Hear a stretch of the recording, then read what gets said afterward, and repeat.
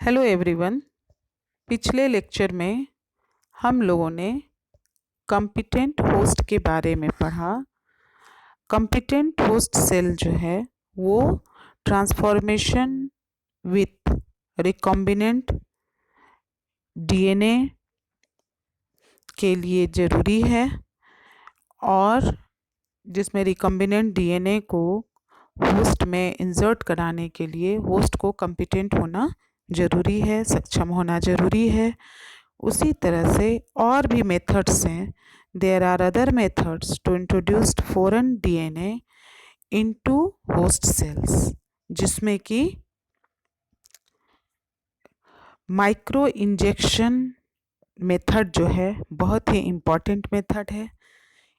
In this method recombinant DNA is directly injected into the nucleus of host cell by using microneedles and micropipettes. It is used for transforming oocytes, eggs, and embryo. Jeffrey S.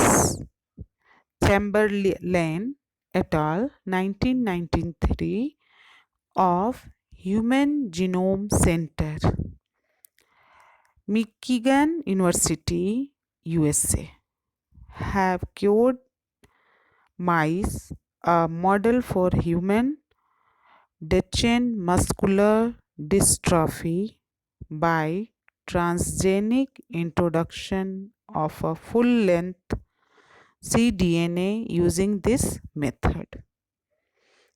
तो micro injection जो technique है, ये cell में DNA को enter कराने का एक technique है जिसमें आरडीएनए को, रिकॉम्बिनेंट डीएनए को डायरेक्ट एनिमल सेल के न्यूक्लियस में इंजेक्ट किया जाता है। Micro injection techniques for plant protoplast utilize a holding pipette for immobilizing the protoplast, while an injection pipette is utilized to inject the macromolecule.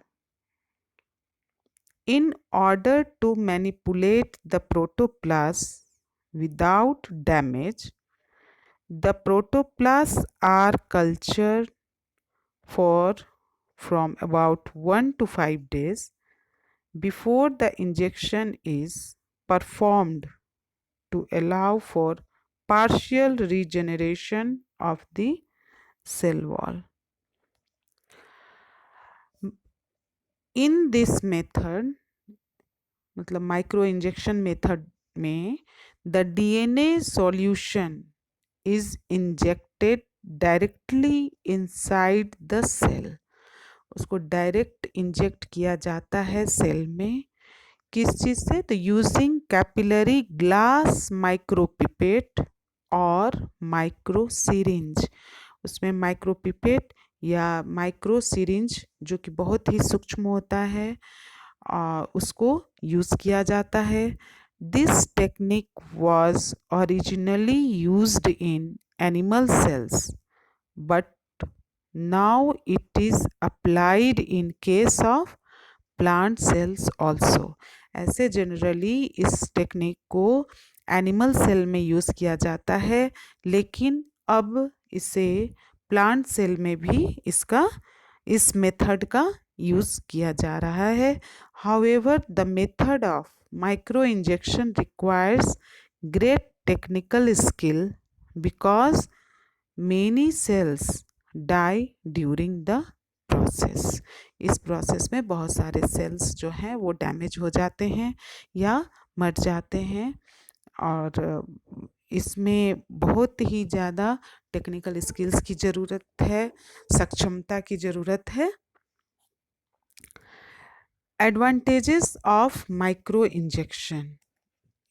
Micro injection के क्या क्या advantages हैं? First, frequency of stable integration of DNA is far better as compared to other method.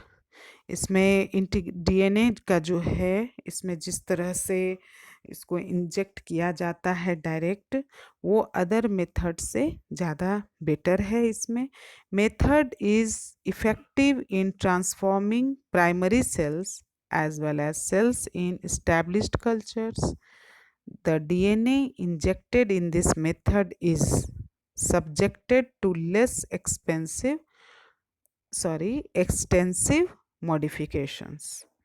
And fourth is mere precise integration of recombinant gene in limited copy number can be obtained. यहाँ पर देखिए figure में आप लोग देख रहे हैं कि यहाँ प्रोटोप्लास्ट सेल है और उसमें न्यूक्लियस दिख रहा है जो कि ग्रीन कलर का है.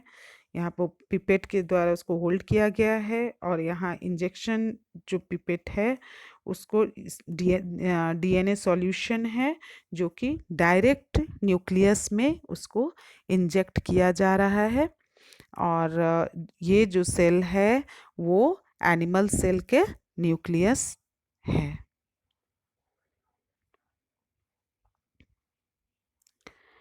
तो हम लोगों ने माइक्रो इंजेक्शन के बारे में पढ़ा जो कि एक बहुत ही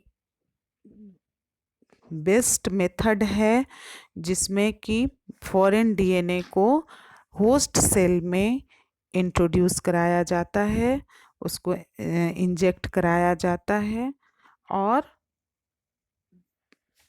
इस मेथड के द्वारा कंपिटेंट होस्ट जो जिसमें कि डिज़ायर्ड डीएनए जो होस्ट में जो कंपिटेंट होस्ट होते हैं, बैक्टीरियल सेल हों या यीस्ट हों, तो उसको इस मेथड के द्वारा डीएनए को उसमें इंट्रोड्यूस कराया जाता है, इंजेक्ट किया जाता है. ये इसके बहुत सारे एडवांटेजेस हैं और इसमें एक अच्छी तरह से दक्षता होनी चाहिए. इसका टेक्निकल स्किल्स इसमें बहुत अच्छी तरह से उसमें उसको दक्ष होना चाहिए क्योंकि इस टेक्निक के थ्रू बहुत सारे सेल्स जो हैं वो डैमेज हो जाते हैं. तो माइक्रो इंजेक्शन मेथड जो है वो एक जिसके लिए इस मेथड के लिए टेक्निकल स्किल में दक्ष होना बहुत ही ज़रूरी है. Thank you.